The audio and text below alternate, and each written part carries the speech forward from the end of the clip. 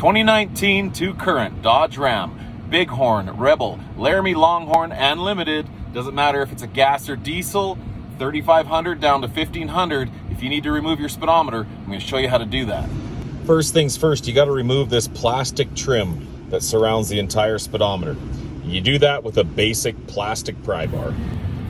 You just take that pry bar, get it up in there, just kind of work your way around this entire cluster.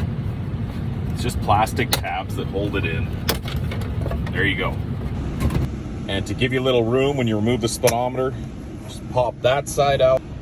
Same with on this side, but this one comes all the way off. Now with this panel here, same thing. Just get your fingers behind it and kind of loosen it.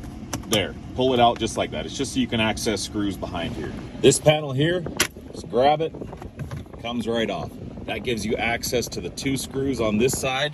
To remove this piece here, this screw down here is a little more difficult because we just loosen this to get to it, but you'll see when you pull it off. Grab your 7mm.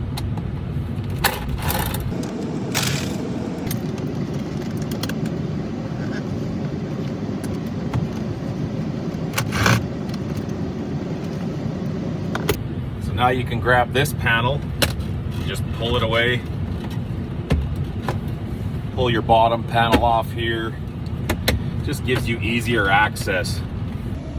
Once you have this panel out of the way, you can gain access to your 2 bottom screws, and then you've got 2 top screws up here as well that need to come out.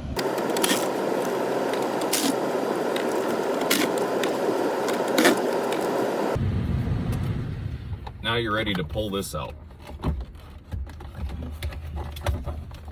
Just 1 tab on the back.